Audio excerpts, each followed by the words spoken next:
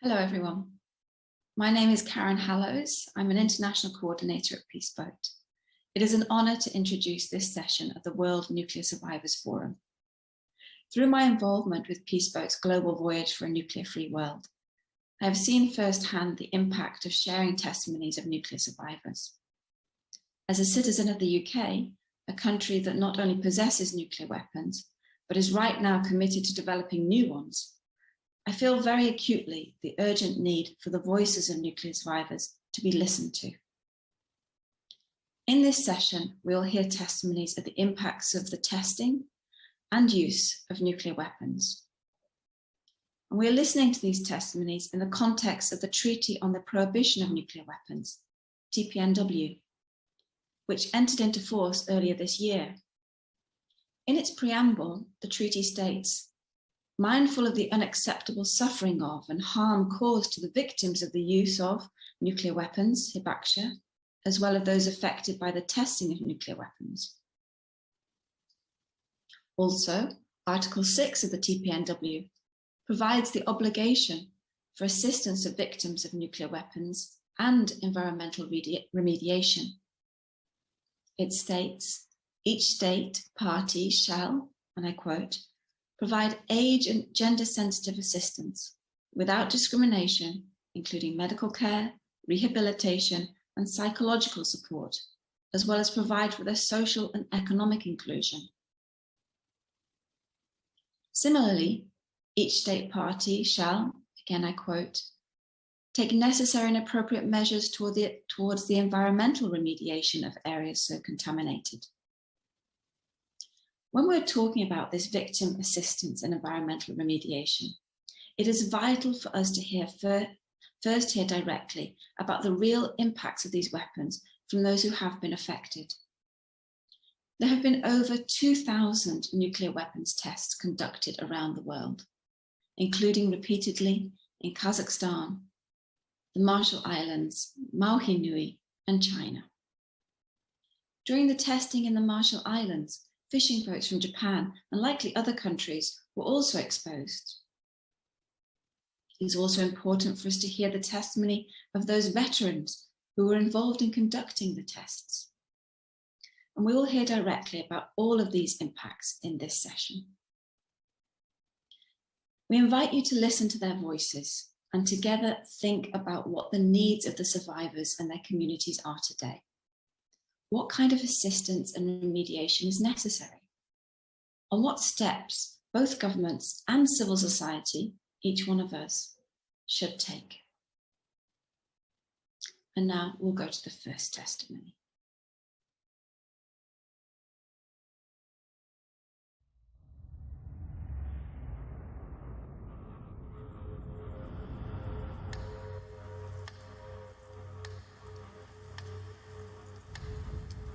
Атомная Земля.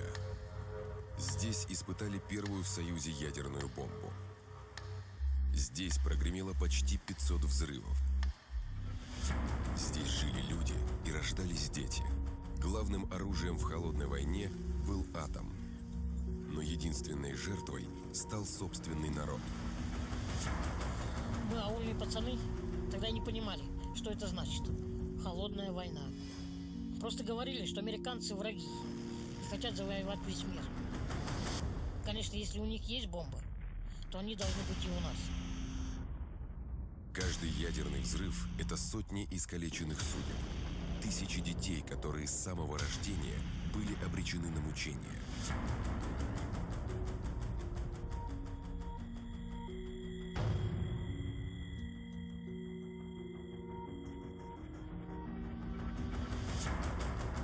На свете есть только два народа, которые на себе испытали, что такое атомный ужас. Это японцы и казахстанцы. Кто-то должен был положить этому конец.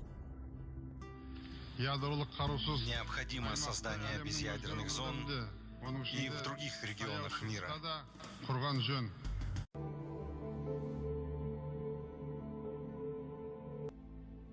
И когда врачи предлагали, сказали, что если не хотите, мы можем сделать укол, и этого ребенка не будет.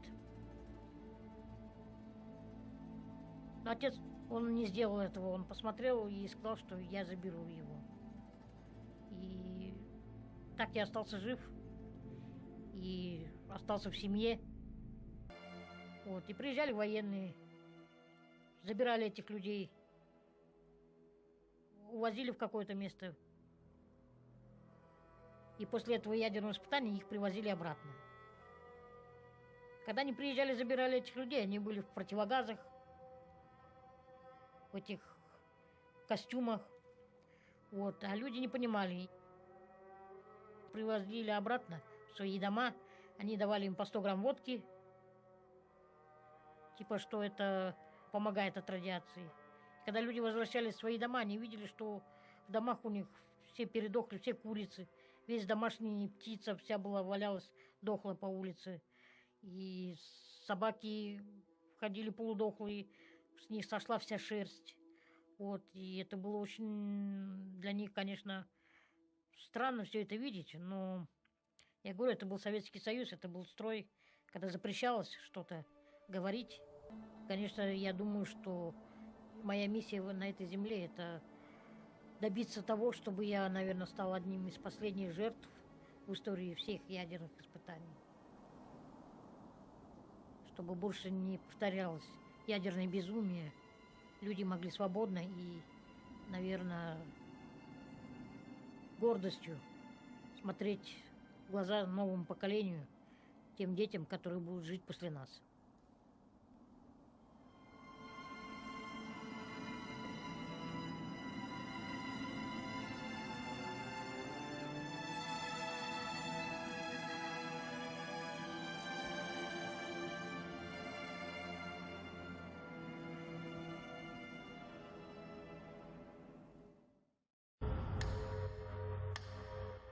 Ядерный ужас.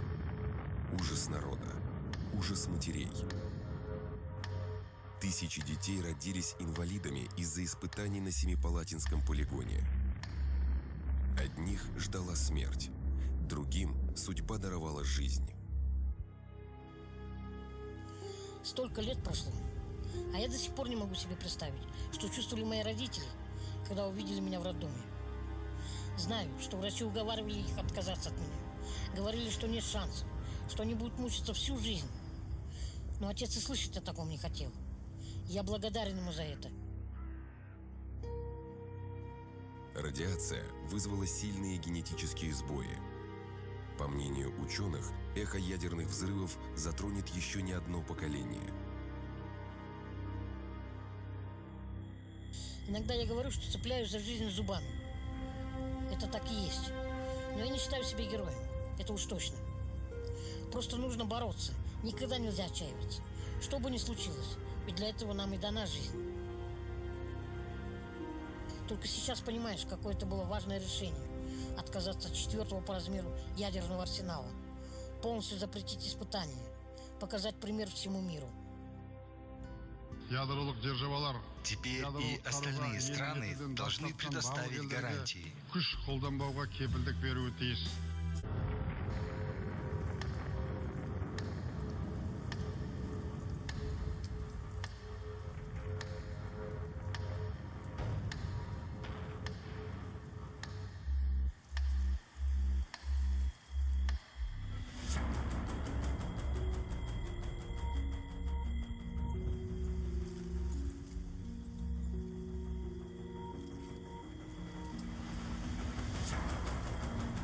Апокалипсис. Судный день. Конец света. В 20 веке Земля была в шаге от него. Атомное безумие охватило планету. Политики мерились амбициями, а люди ждали ядерной зимы. В конце 80-х тема полигона была одной из самых острых. Только представьте себе, Союз разваливается на глазах. Все говорят о гласности и демократии. А у нас в Казахстане, несмотря ни на что, продолжаются взрывы. И военные не хотят их прекращать. Измученные матери рождали больных детей. Измученная земля испускала дух. Мы долго молчали, и первый же голос был услышан. И на первый же голос я вижу, собрался народ сюда. Обладание атомной бомбой – это соблазн для любого политика. И сейчас, 25 лет спустя, понимаешь, что это было единственно правильное решение – отказаться от ядерного оружия. Призываю сделать построение мира без ядерного оружия главной целью в 21 веке. Новое поколение. Они уже не дети полигона. У них будет другое будущее, потому что у них другое настоящее.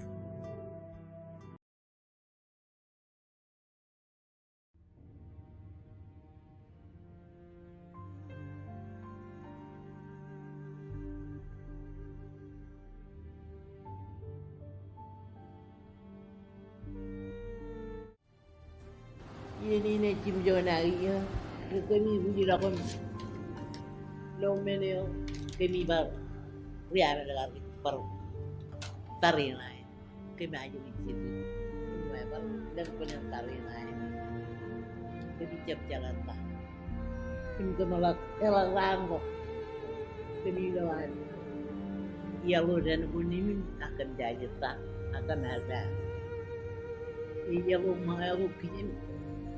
Yang pokoknya kami doi akan jadi tak bukan itu aku tahu orang ramai lagi lagi ijab jalan apa ini kebahagiaan ya lelong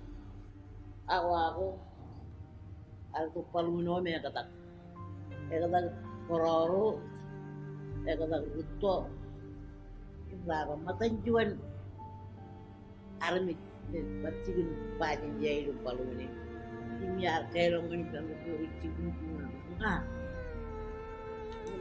karena arkeolog kan kuaja ini baru army jorok ini katar parwa antarin ayo itu kayak turunnya jangan akan yang arkeologan Wajah Kini cerita celok alam nak, orang cilo lagi tu man. Minuryo ngajurong jagot pa benatuin. Ankar war itu min nujilo yon, san wilo. Malam lu juga jalan mana tahu. Minin ibu jaga itu.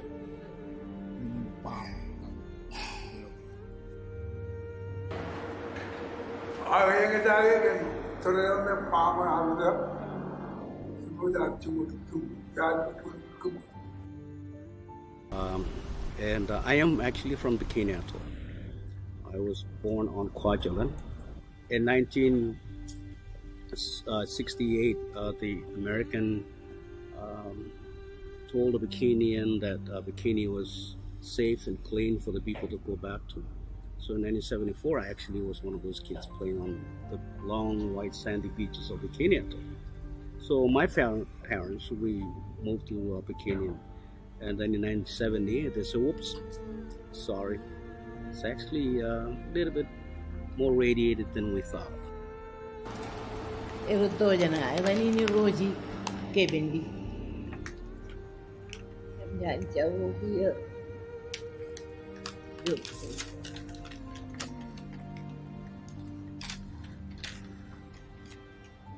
Dia ini kumpulan itu kumpulan apa itu?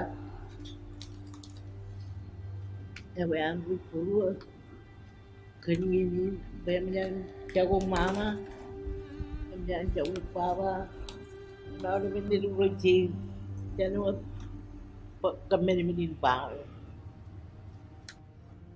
Yo alur dia yang menjadi menyimpan cilu kata, agar menyimpan menjadi stroke. Awal ini meratin jono, ini lari miya, awal pelai, tanah ke, hijau yang terbaik, ini tanah. Aki jadi tidak mau tengah nani, kue cibang itu. Ciri buat agar jaga pemana tu runi, kin ni pop, terkanji nama, terkanji kayu.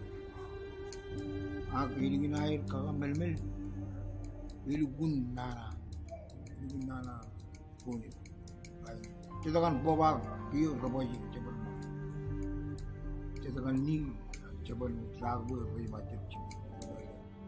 आमच्या आपल्याला हे काम चिवण आलं ना लोक काय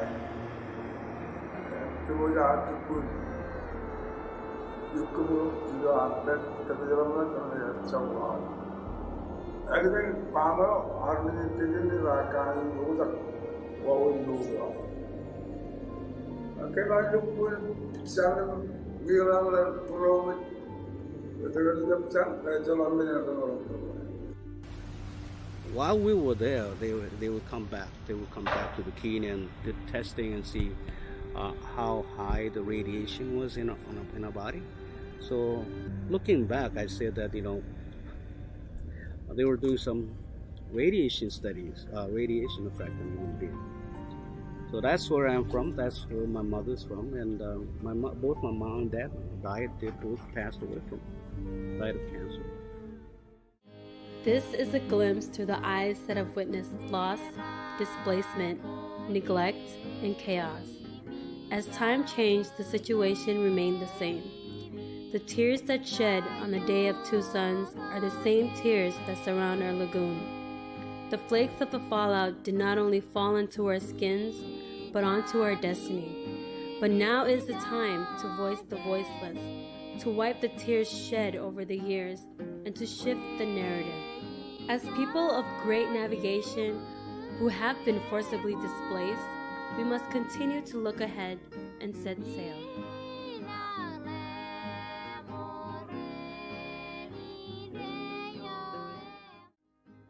Matan kajaduru argin ngan rain meraj jojan walang takum nor lo ibe benkin mata ngan air nechu takalang takum pugmata kemenkin ngaruda raar peran narongan kacung lolo jaga joran kin pukcigi ini. I think it's important to discuss it now because we are losing a lot of land.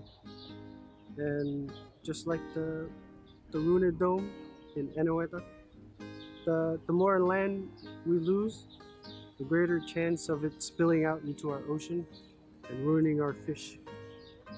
And not just our fish, but the Pacific.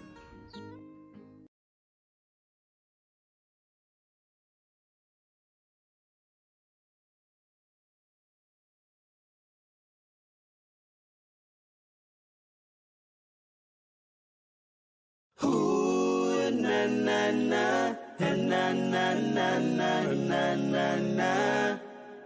Ooh, na na na na na na na. Oh, na na. Hevarin bezini benron anargi mimis lokran.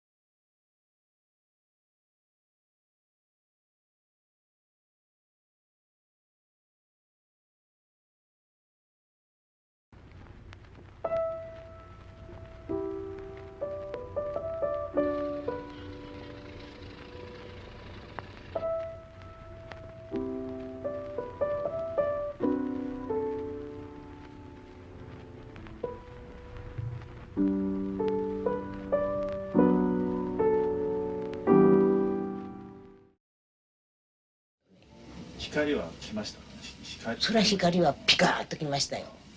光は。じゃあ節也さんと清子さんは、それはもう無論光は浴びております。節也さんは故郷の宿毛に帰ると、家計を助けるため遠洋マグロ船に乗りました。母親思いの節也さんは船が港に着くたびに手紙を出していました。この航海切り上げ次第、一刻も早く家に帰ってお母さんに安心させてやりたい。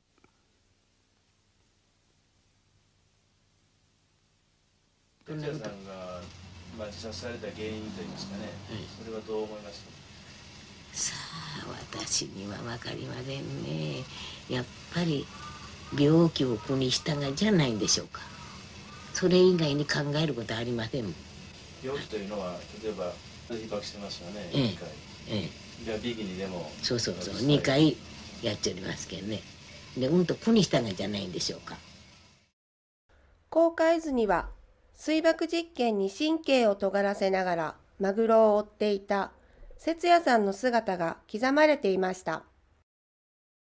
長崎に引き続き再び核の犠牲者となった節也さんは27歳の若さで自ら命を絶ったのです。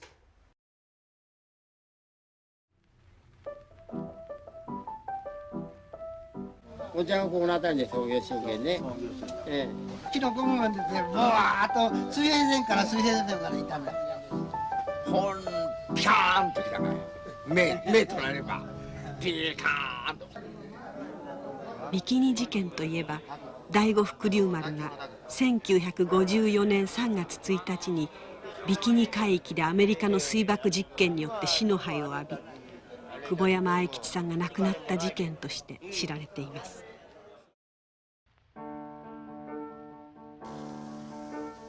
私たち高知県高校生ゼミナールは、足元から平和と青春を見つめようをモットーに地域に根ざした平和学習をしてきました。皆さんもこの問題の調査学習にぜひ取り組んでください。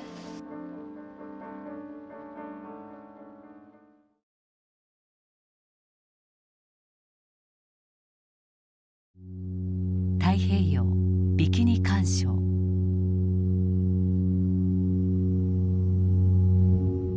1954年3月1日、アメリカは水素爆弾の実験を行いました。威力は広島に投下された原爆の1000倍でした。この時160キロ離れた海で日本の遠洋マグロ漁船第五福竜丸が操業していました。23人の漁船員全員が被爆。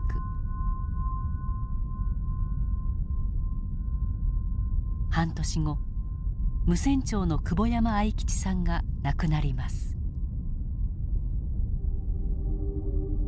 水爆実験は2ヶ月半で6回。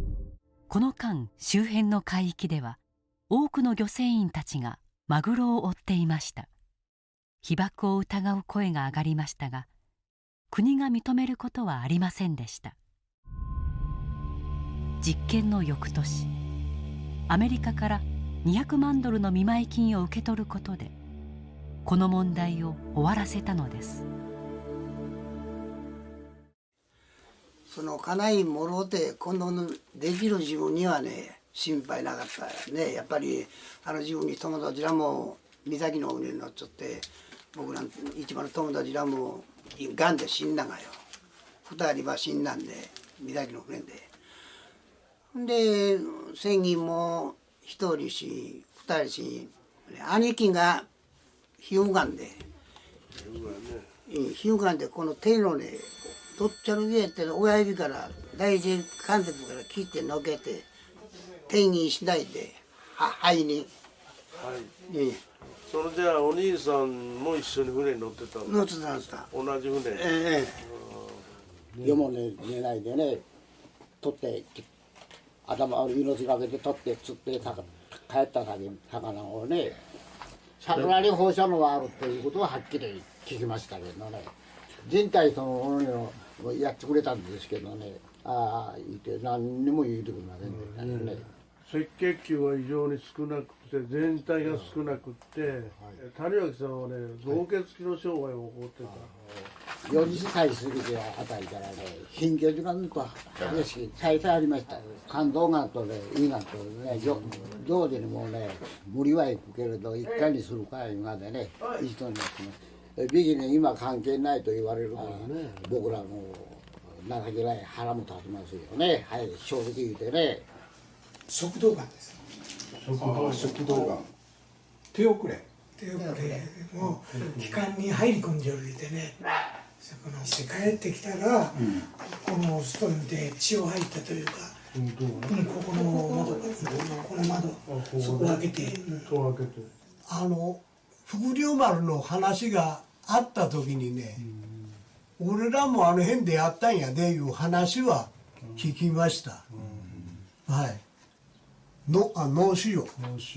脳腫瘍ですわ。もう手術もできない。何にももうダメです。なんでこんな病気にならないかのかないと僕に言ったけどね、子供らにもね。なんでお前こんな名前もわからんような病気に俺がならないかんのやってそうやって話してましたわ。父親ってすごく精神的なダメージが大きかったと思いますね。60になってすぐの頃に胃がんで手術をしてます。身近な親戚の人たちにずっとなんか自分はがんになるっていうことを、言ってたらしいんですね。お母さんはどうされましたでしょうか。まさか自分の母親が自殺するっていうことは想定外だったので、家の中で父親がもうイライラして子供を殴ったりとか、ずっと家族が関係が壊れてきたっていうことへの要因としてはあったと思います。なんかやっぱりその喋れないっていうのが一番辛かったんじゃないかなと思いますね。たとえ子供でも話してほしかったなっていう気はします。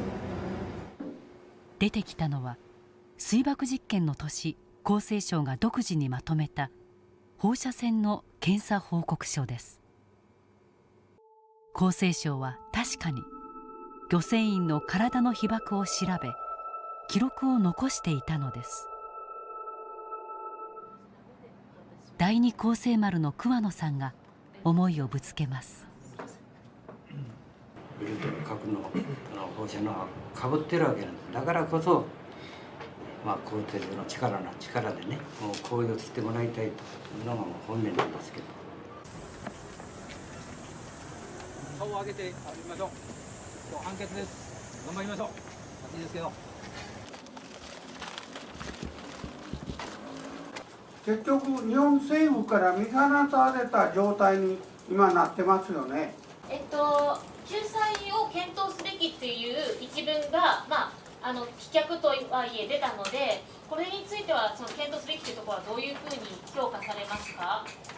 その後その船員たちがどうなったかということを追跡確認するというのが行政の仕事でしょ。それをやるべきだ。核兵器禁止条約6条に核実験の救済というのが書かれてますから。このビキニ事件というのは今度大きく世界的に問題を提起したと思うんですね。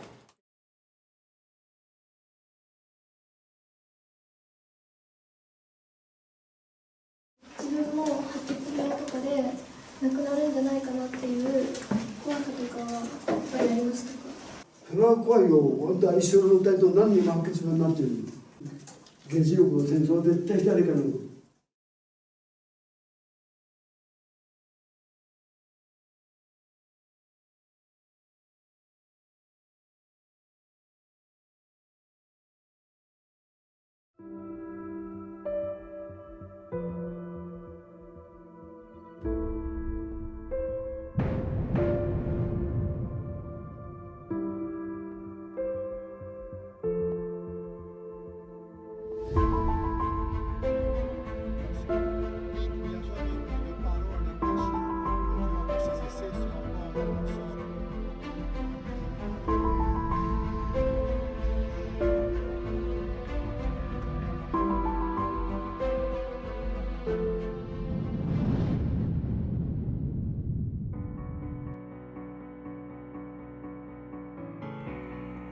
Je m'appelle Puputa Okijan. Je suis né à Rikitea le 25 septembre 1943.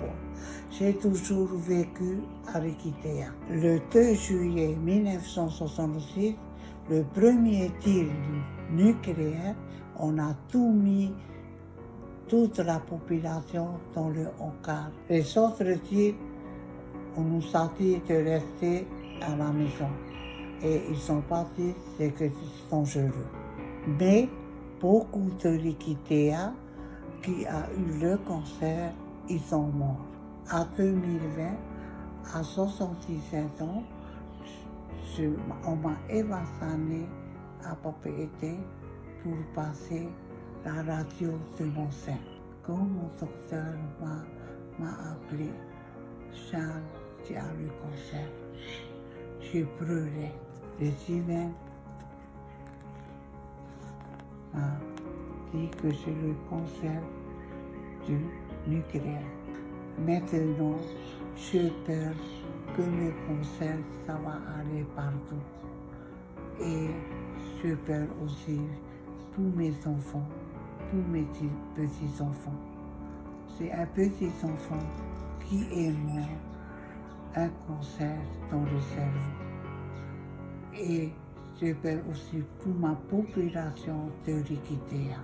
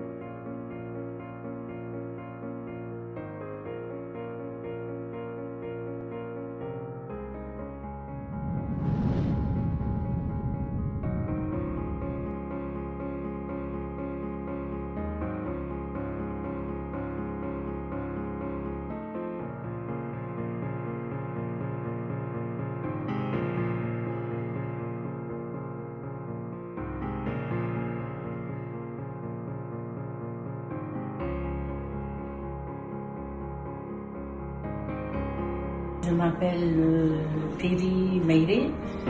Je suis née en 69. Aujourd'hui, j'ai 52 ans. J'ai résidé depuis ma naissance jusqu'à aujourd'hui à Pirée. En 97, j'ai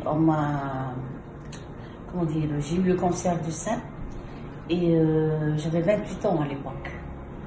Et 23 ans après, c'est-à-dire en 2019, j'ai eu un autre cancer, mais ce coup-ci, c'est dans l'autre sein.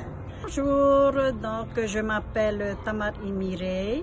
Je suis née à Tahiti, dans la commune de Papeete, le 10 décembre 1961. Et j'ai toujours vécu dans la commune de Haroué depuis ma naissance jusqu'à aujourd'hui. Je vais avoir 60 ans. Donc, j'ai attrapé le cancer de sein en 2011. J'ai été reconnue par le CIVEN, donc l'État, victime des essais nucléaires.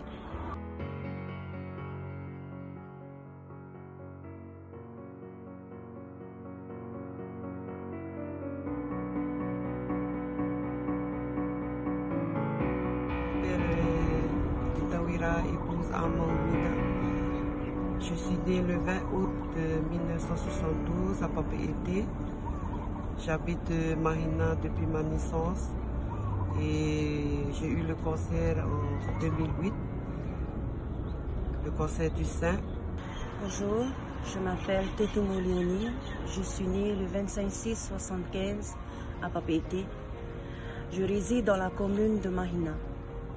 En 2017, j'ai été dépistée d'un cancer du sein. Je m'appelle Tiong Niva Edna, épouse Faterihia.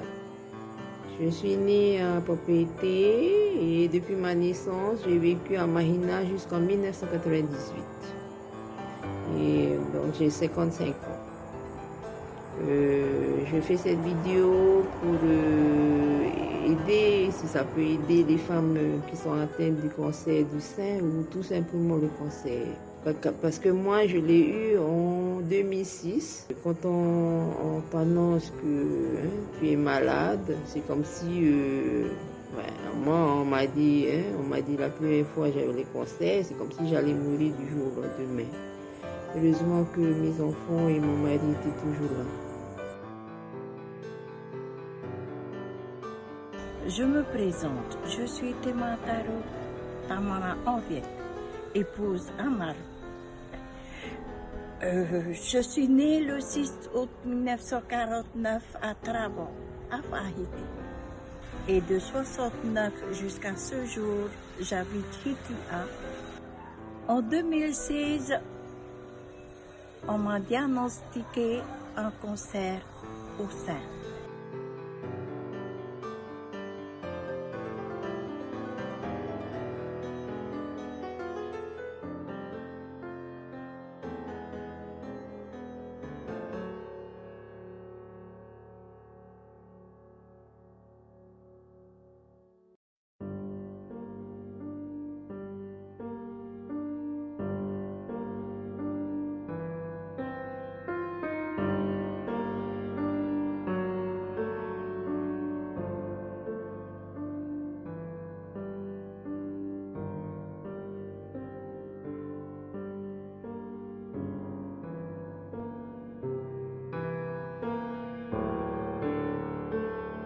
Je m'appelle Tamara Nida.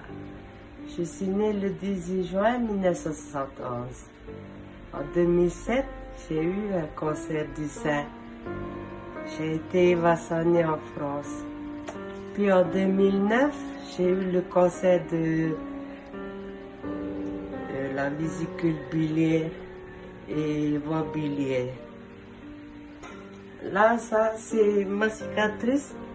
J'ai été opérée en France. Maintenant, on a le résultat avec ce qui s'est passé. Hein?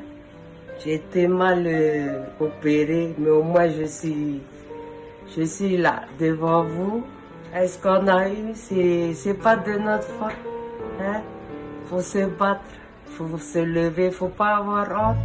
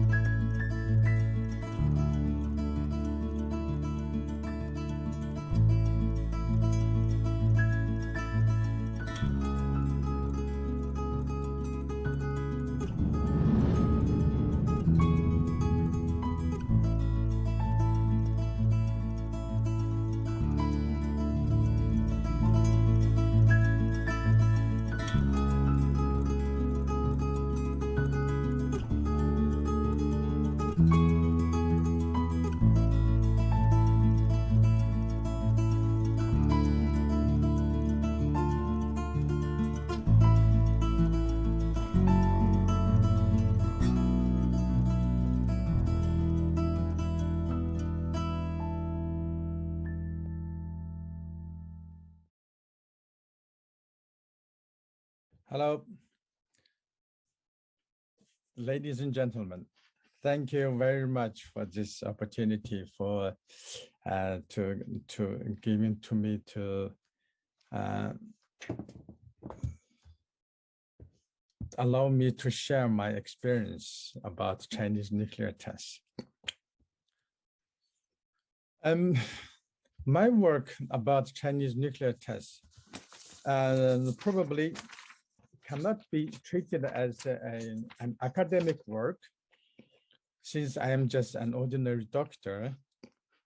And my work also cannot be treated as that research work. The reason is that I just come across with all this stuff. Then I made some primitive work. And after this I have done, I have to leave the country. And since then, I couldn't go back to the country, go back to there to do field work. Therefore, whatever I'm telling you is based on my old experience and new research. So strictly speaking, it's not the really academic work. Okay, this is my experience.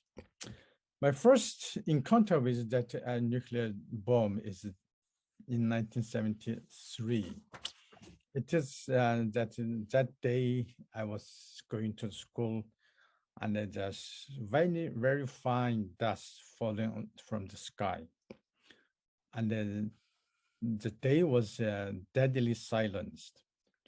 And we didn't know what was happening. So at the school, we asked the teacher, and the teacher told us that there was storm on the Saturn. You know why? Because in Chinese term, Saturn's name is Tuxing. Tuxing, it means Earth planet. Of course, if on that planet, if there's storm, of course we will see this Earth falling from the sky. And that is how we know about Chinese nuclear tests.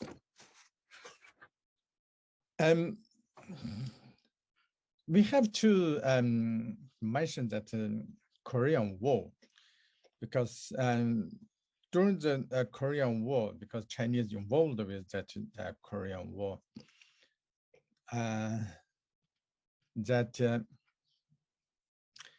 and despite that Americans fighting power, they couldn't stand to see that so many young lives are losing.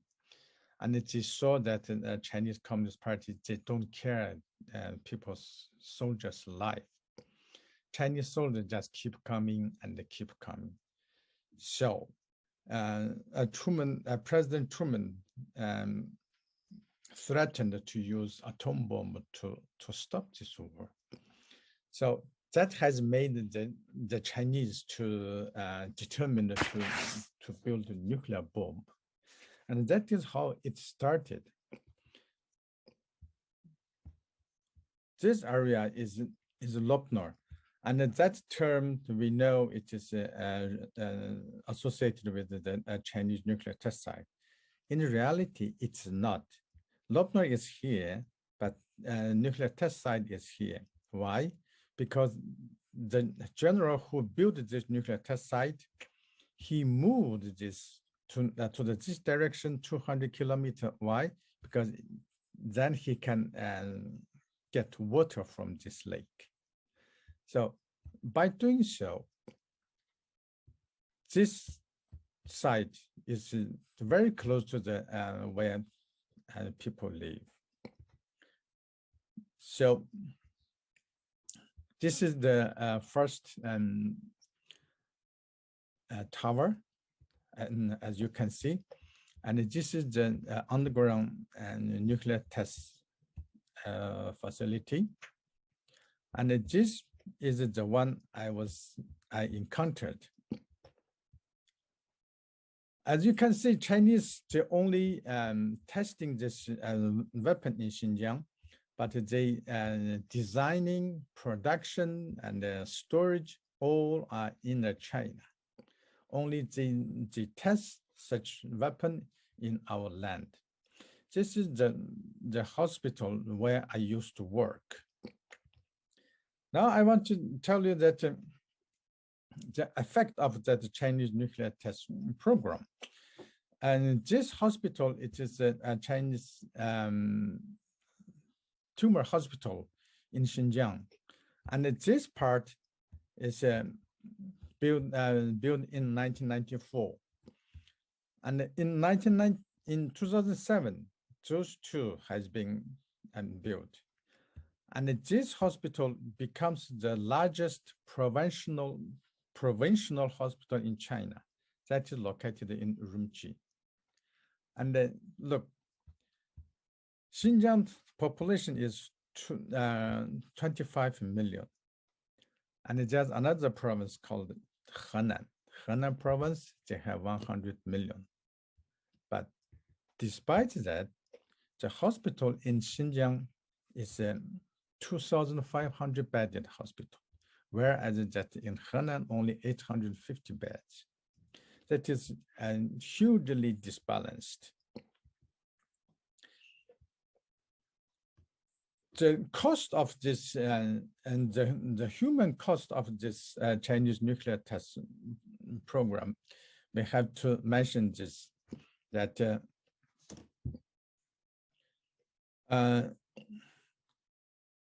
shortly after Korean War, Chinese government was under a United States sanction for the participating in the Korean War.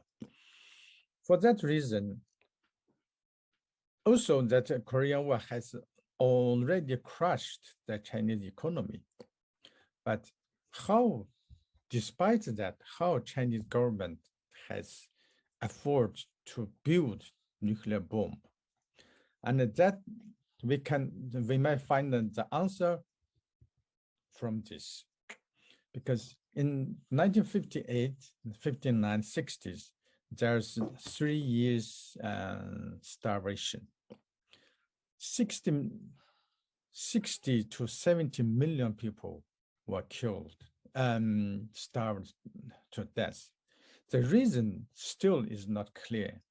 But what we know is that despite Chinese poor economy, they have diverted huge, enormous amount of energy from the people's mouth to feed that nuclear testing program. And then as a result, they have successfully built that atom bomb, but in what cost? 60 to 70 million people died in the starvation in whole China, across China. And that so far no one has mentioned that yet. And in Lophnoor, the environment is different with that Hiroshima. Hiroshima is a wetland. So after a nuclear bomb, the nuclear dust fell back to Earth as black rain. But in Lophnoor, there has been rain. There's never been rain for thousands, even million years. So nuclear bomb exploded, that nuclear particles floating in air. And then when all the time, and when it come to your body from your lungs, and it will be the permanent cancer-causing spot. And that explains why in Xinjiang, the cancer patients, number of cancer patients is out of control. And not only that, Chinese is receiving money from around the world. At least we have documents that Taiwan's nuclear waste is sending to China, burying. Of course, this is 2009. But since Chinese don't tell us anything, we don't know what else has been buried there. So what we want from this, it is we want independent investigation and the compensation for the local people and the free medical care to the local people who had cancer, and end of dumping the nuclear waste, because we want a clean homeland to live. Thank you very much.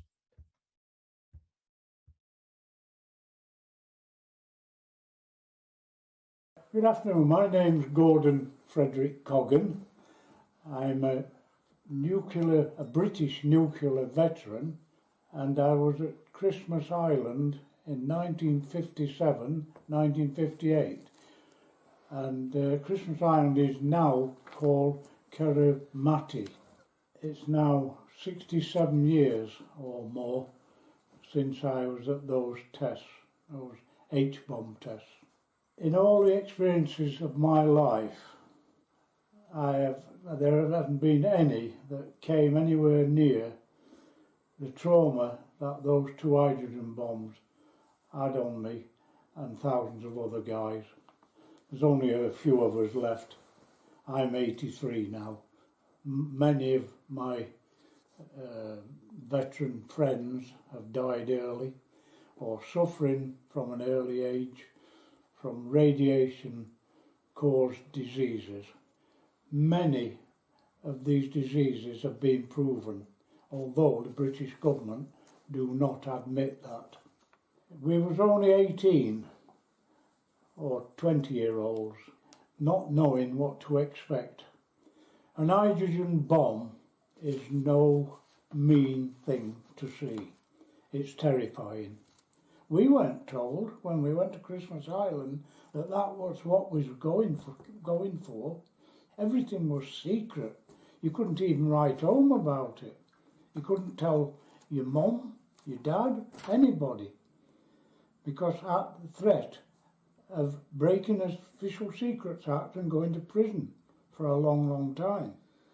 Anyway, the test came, first grapple X, in November the 8th, 1957.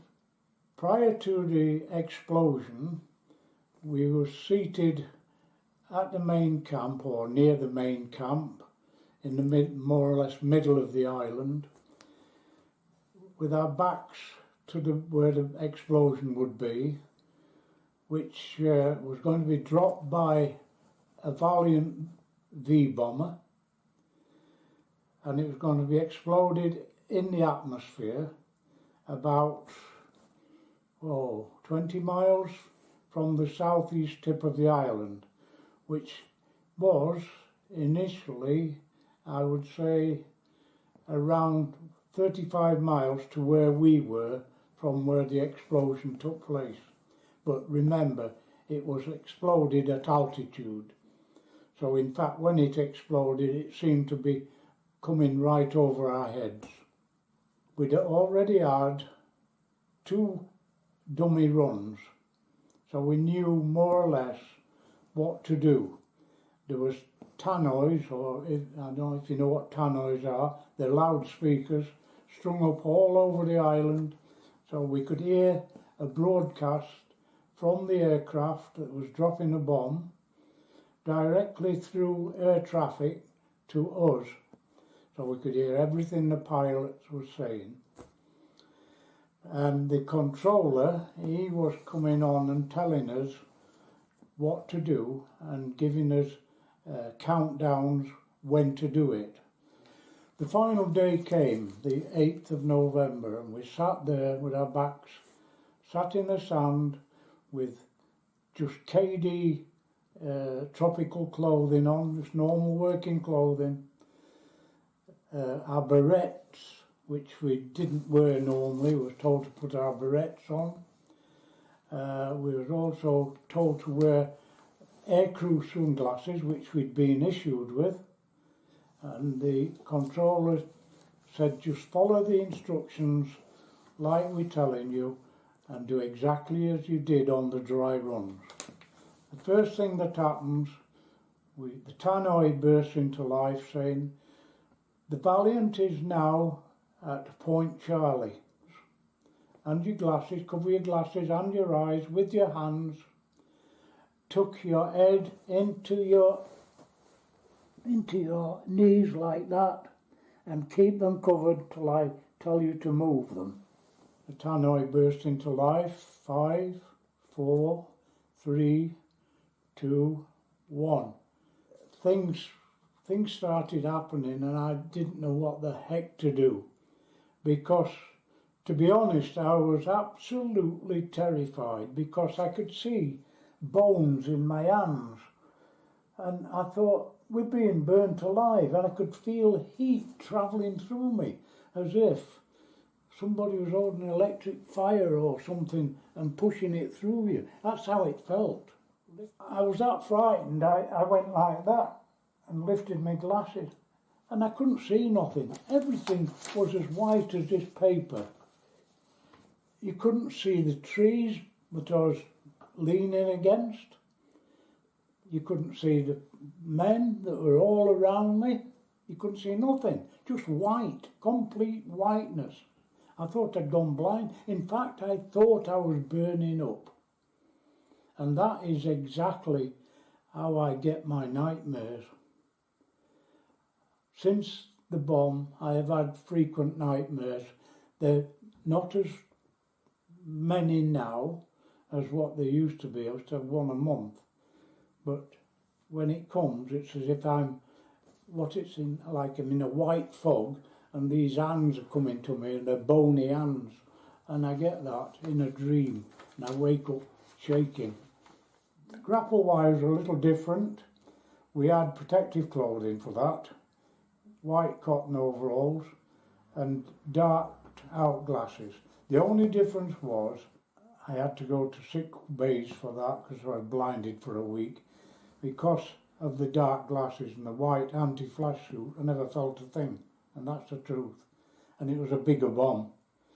So I lifted my glasses, looked, temporarily blinded for 3 weeks, couldn't see a thing. And the other thing about it was, it rained like hell that night, and the only cloud in the sky was the remnants of the H-bomb that had been let off in the afternoon.